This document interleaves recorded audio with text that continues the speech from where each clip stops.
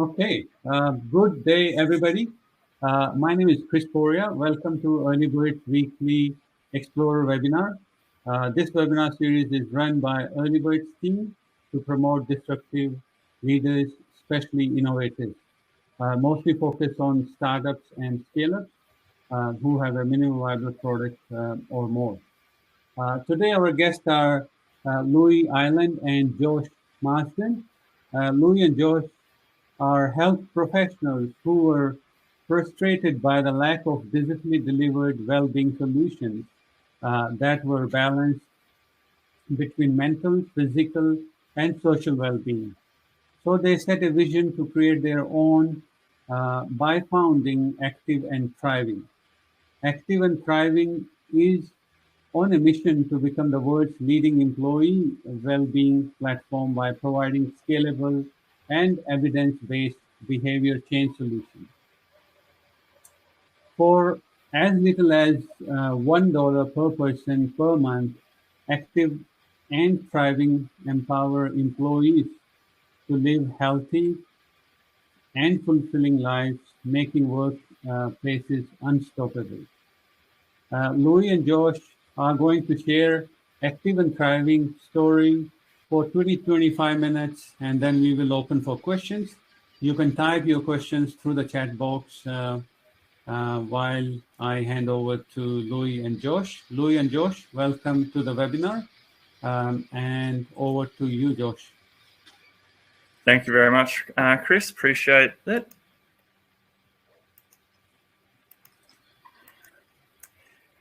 And yeah, a really big hello from Louis and I to all of the Early Bird audience. So please jump in the chat, ask any questions along the way, or reach out to us afterwards as well. Because yeah, we're really eager to share our story and also how we're supporting people. So Louis and I, as mentioned, we're both health professionals, and we're really passionate about improving the lives of people, and that includes their mental, physical, and social well-being. And the best way to do that is a preventative focus, because we're able to reach as many people as we can at a large scale. So as mentioned, our vision is really to empower employees everywhere to live healthy and fulfilling lives, using technology to basically create well-being equity across all the organizations and all the client bases that we reach. Our values that you can see on the right-hand side really summarize everything that we're about, and it's ingrained into the entire company. So the main one to jump out is that we always follow the platinum rule, treating others the way that they want to be treated. I think that's just a really good rule for all of us to follow. So just a little bit about our story before we get into the product and our business itself. So Louis and I first started working together in 2018 when we wanted to set out to change the way mental health and wellbeing solutions were delivered, not just in the workplace setting, but in the healthcare setting as well. So in that period, we realized that digital technology and gamification were going to be the core elements to make that happen. And what actually happened, well, we're the first digital company to actually be funded by Sport Australia to roll out a healthy population program over in Western Australia. So that was called Move Together. So we're funded about $950,000 to improve the physical activity levels of people over 65 and their families. And we did this by engaging the soccer community. So while going through this process, we really learned a lot around behaviour change and the way social networks work with the engagement of people and their families, or people and their colleagues, can actually help increase the success of a program. And it's in this period as well that we started working with Dr. Sean Young. So Dr. Sean Young's the Executive Director of UCLA's Centre for Digital Behaviour Change and Prediction Technology, and he's a strategic advisor for Active and Thriving. So he's really been helping us over the last few years refine our behaviour change mechanisms so we can get the best out of everything we do through our tools. So anyway, while we're focusing on the Move Together project, we started to identify a real opportunity, or more so a gap, in the corporate wellbeing space. So I was still working as a wellbeing manager for a university, and Louis was working in a hospital as a physiotherapist, and we're both starting to see the same things. So my role was 100% dedicated to developing a corporate health and wellbeing program, but I really couldn't find a solution that could scale out to the entire state where we had employees reached. And it looked like if I wanted to address physical wellbeing, I needed a solution specific for that. If I wanted to address mental wellbeing, I needed a solution for that. And likewise, Louis had the similar sort of problem where his core role was to be a physiotherapist, but he picked up responsibilities of rolling out some health and wellbeing initiatives also. So he needed something that could be scalable, knowing that it was an add-on to his job. And that's a typical scenario of what a client looks like. So knowing that organizations were missing a solution that included mental and physical wellbeing in a balanced way and that could be delivered at scale, we actually just developed a pitch deck and went out to prospects just to see if Active and Thriving was a solution that they were looking for. So while going through this process, we actually had 3 organizations say that yes, they wanted to roll out Active and Thriving in 2020. So that meant we had to put the foot down a little bit, and over the summer period, basically develop the Active and Thriving platform and develop all the content and behaviour change mechanisms to launch. And we're successful in launching in March 2020, which was a really big milestone. But as you all know, that's when the COVID period started. So in that COVID period, things obviously slowed down a little bit, but we kept pursuing the behaviour change mechanisms and the strategy and building that out in the background, and really successfully changed the mental, physical and social wellbeing of all of the organisations that we worked with over that period in quite a significant way. So then we had another big milestone towards the end of 2020 where we had our first global client sign up. So MongoDB, a really large tech company that's in over 30 countries now. And again, working with them over the summer period, we were able to show some pretty important changes to the mental health and wellbeing of their people as well, which gained excitement from an organization called Scalable Ventures. So they're an organization that funds early stage startups, but they go beyond that and actually provide support in the way of coaching, mentoring, workshops, and so forth. And they've been so happy with our progress over the 6-month program that they'll be doing another investment round with us, which will help us go to the next level, which is really about landing a really big footprint here on Australia and then start to move over to Singapore as a first landing pad, as Louis, who's on the call, is actually based there as well. So that's going to be our entry point into APAC.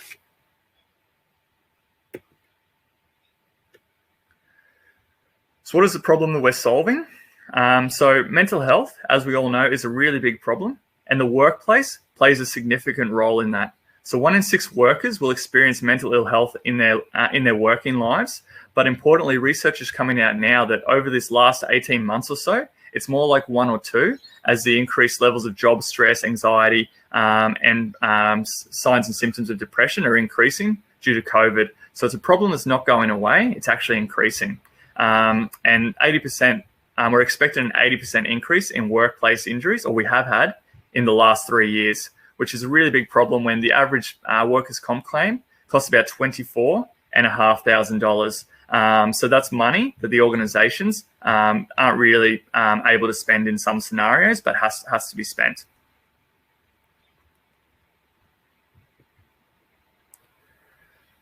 So that's why we need the promotion, prevention, and early intervention model. So right now, so many organisations are really focusing at the tip of the iceberg. They say they're invested in health and wellbeing, but they're talking about crisis response. They're supporting the 1 to 2% of people in an organisation that might be dealing with a mental illness through their EAP or through their workers' comp scheme. But what about the 98% of people that are well and are at work? We need a solution that not only supports those that are unwell, but also protects those that are currently well, and we can keep them at work. And that's what the promotion, prevention, and early intervention model utilises. And it's one that we've had success with many times working internally through the organisations such as Queensland Police Service and La Trobe University. But we've actually integrated this model into Active and Thriving so that all of the clients we work with actually have a strategic approach where they're not only supporting the people in their organisation to stay well and actually thrive, but also we've got triggers to identify people that might be at risk of a mental or physical injury, and then we can triage them into early intervention to stop it being a big problem for that person, and then also the organisation itself.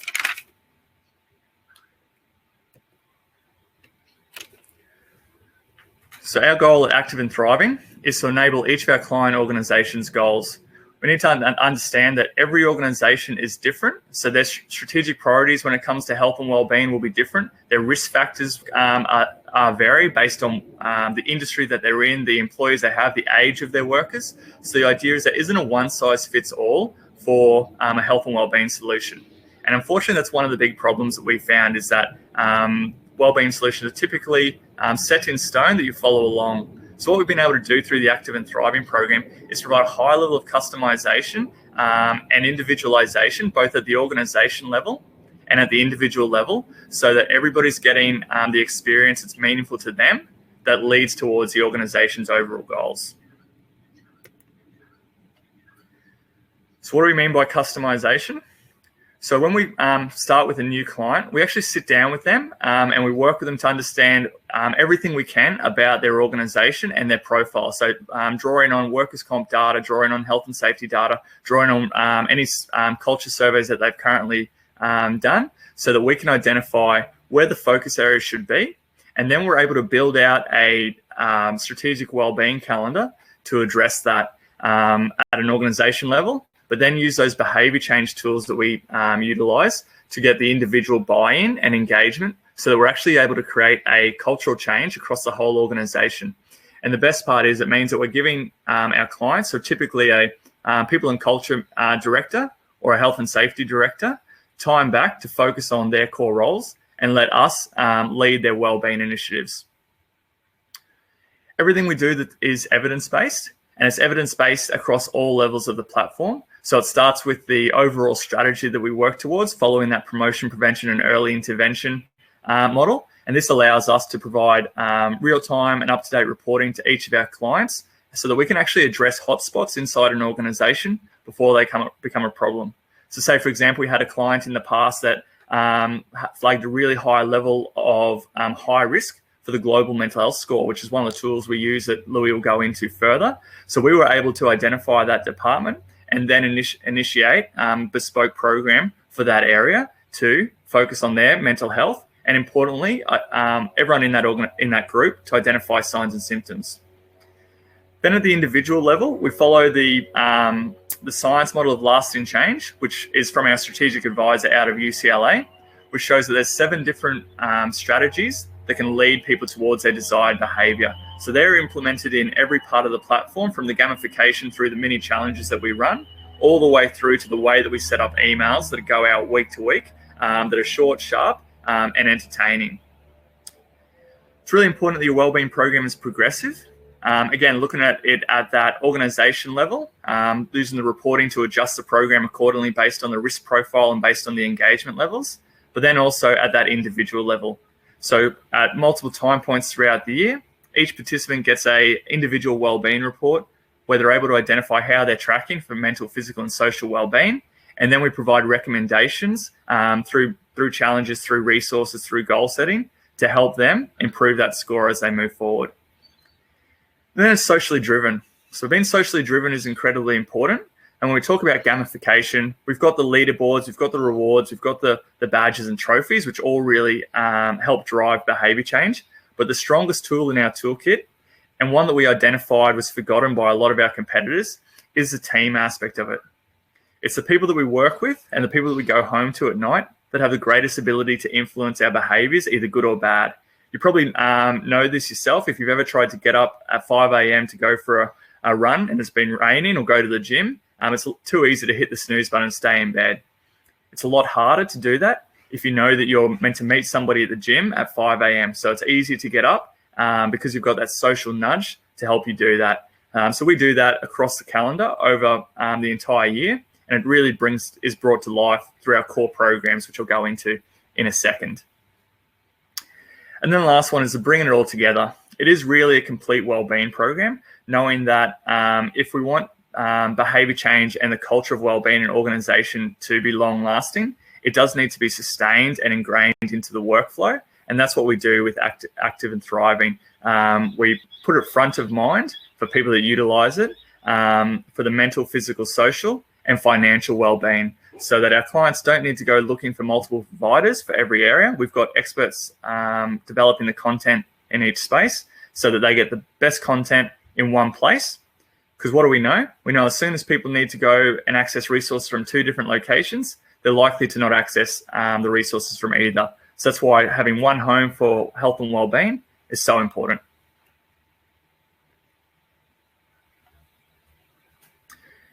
Now, we're jam-packed full of features, and that starts from the organisation level all the way down to the individual. So each organisation is able to actually use the Active and Thriving program as a way to engage with their people for all their health and wellbeing messages and even culture messages. So we've got push notifications, in-app notifications, emails that can be customised and sent out. And then the organisation administrator also has their own live dashboard where they can see engagement, but then also share content to their people as well, allowing it to be really interactive and meet the strategic goals of the organisation. We've got over 20 wellbeing themes, knowing that every organisation's focus will be completely different. Some will be very heavily ingrained into mental health, which is what a lot of people are doing right now. And then others might realise they've got a manual handling or a physical injury risk. So then we'll tailor the year to suit those needs. We've got 6 evidence-based mental fitness tools, from mindfulness to gratitude journals, all the way through to recognition and reward.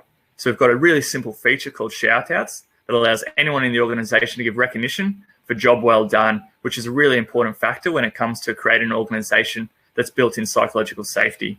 And then people are able to track all their positive health behaviours and be rewarded through it through active and thriving points. And the gamification we've mentioned is ingrained through everything we do in the platform. Our three core programs are Active Teams, Thriving Minds, and Mentally Healthy People. These are where you'll see high levels of engagement within your organisation. With Active Teams is focused on physical wellbeing. Thriving Minds is focused on building personal resilience and organisational resilience. And Mentally Healthy People is the only socially connected approach to improving mental health awareness and stigma reduction in the workplace. So in teams of 3, people will actually work through what you'd expect to get in a 3 to 4 hour seminar style of training on mental health awareness, but they'll do it in a group and they'll collaborate with the whole wider organisation.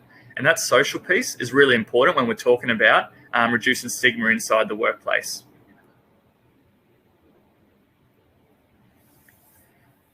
So on the screen here, you can just see all of the possibilities of customisation that we have. So all the way through from bespoke programs for diversity and inclusion, financial wellbeing, sense of purpose, and then the mainstays around physical activity, mental health, and stress reduction.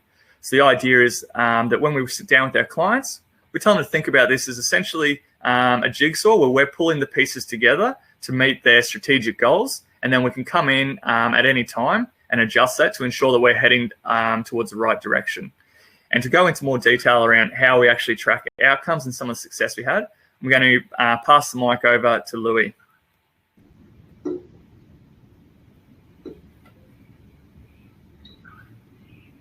Thanks, Josh.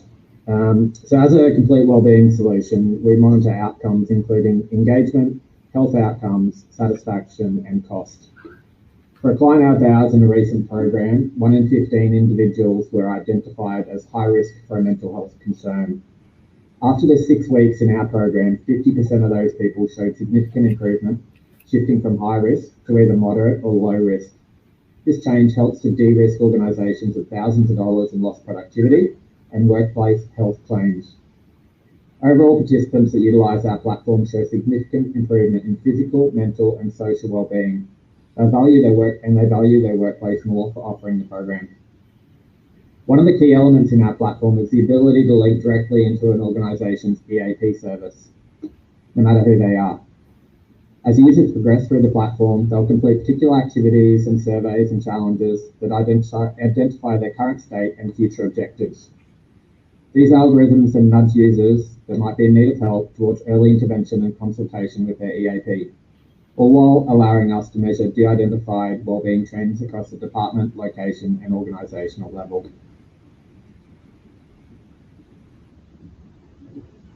Our target market is workplaces in APAC with more than 500 employees or more. This is not industry specific, but since COVID, we've seen significant growth and interest in the healthcare, university, and utilities areas. Key stakeholders looking for our solution are either HR or health and safety roles. They're looking for new ways to improve workplace wellbeing, culture, productivity, or even staff engagement. If you know someone who's in a position like this that would benefit from a new perspective of looking at employee wellbeing or culture, please let us know or either send them to our website. Currently, the majority of our clients are based in Australia, but we're also providing services to clients on a global scale. This includes MongoDB, a US tech company, which has used our platform in a hybrid approach as a blend between wellbeing and culture for their employees in 23 countries, as Josh previously spoke about. The rest of our client base operates in either aged care, healthcare, universities, and financial services.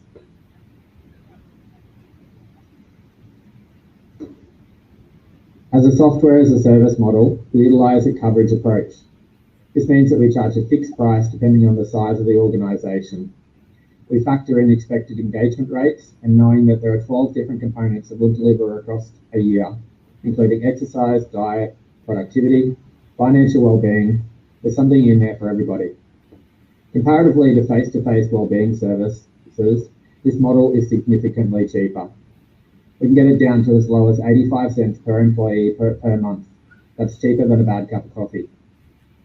For a customized quote for your organization, just meet with our team so that we can understand your workforce needs and design a solution that's going to be suited to your organization.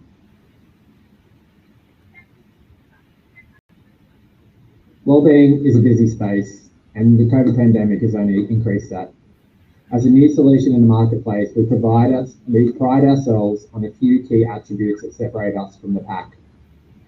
Our solution is the most flexible in the market. We can customize everything to fit your workplace strategy. Gone are the days of the one-size-fits-all well-being model.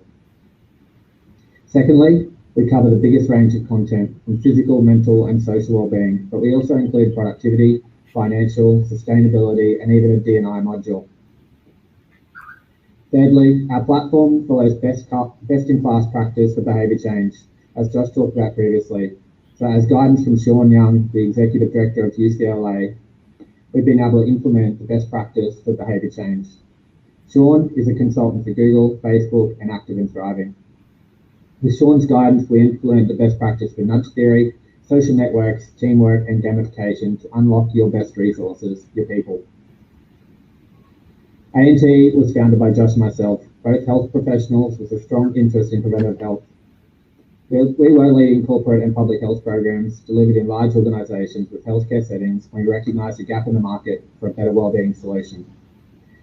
One that had a strong habit formation approach and utilised social networks to deliver better results.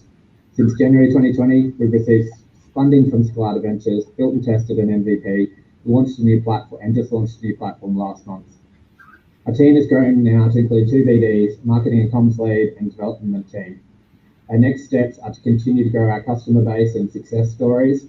We're looking to launch a seed round in October to raise further funds to build out our tech team.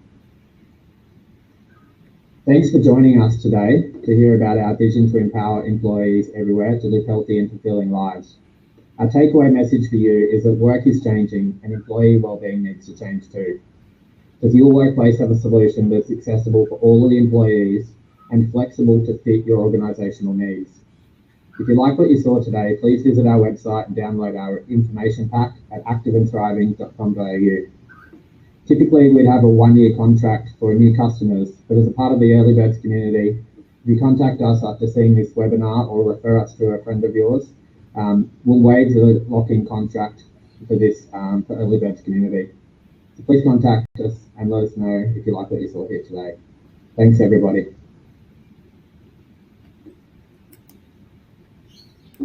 Thank you very much, Louis and Josh, for a very interesting presentation. So really appreciate it, and thank you for the offer for the EarlyBirds community. I'm sure that people will reach out to you. Guys, you can type your questions in the chat box in the meantime. So I could see the first question coming up from Jeff. What is the ideal organization size you target? And I know that you mentioned that. And what is the onboarding cost to customize the solution? Yep. So I think as Lee mentioned, so typically we do work with organizations over 500 people. Not to say that we don't have clients more around the 200 people us, but the idea is that our typical clients are looking to reach they're multi-site, multi-work types, and they're looking for a way to reach people equitably. For the setup costs, so the customization comes in 2 packages. So standard customization means that they are able to choose and select each of the modules for each month they want, and they move those pieces around. That's standard, as is the branding. So it's online with their organisation style guide. The advanced customization would be if they wanted a bespoke program. Say, for example, they wanted to do a 6-week program around diversity and inclusion that's integrated with wellbeing, then that would be considered the gold package, where it's full customization. Great. Thanks for that, Josh. And I think I have a question in the meantime, and I know that we started touching that little bit before the webinar. That given this pandemic, what do you see the change in, especially the behavior change, especially from the HR and well-being point of view, especially in the bigger organization, given that they got a lot of people in different countries, and there are different scenarios for different countries right now, given where we are. So what do you see in terms of the change in behavior in these organizations? Yes, there's probably, and jump in here, Louis, but there's probably 2 big things that have jumped out. So the first one is that a lot of HR departments, and particularly senior leaders, have started to identify that mental health and wellbeing is not a nice to have anymore. It's a must have, as they've seen through the pandemic that a lot of their employees weren't coping, and they didn't have the appropriate systems or preventative measures in place to support that. So a lot of them were chasing their tails through that period, and they've started to reach out to ourselves and other companies to put something in place in that space. So it's knowing that the organisation does play a role.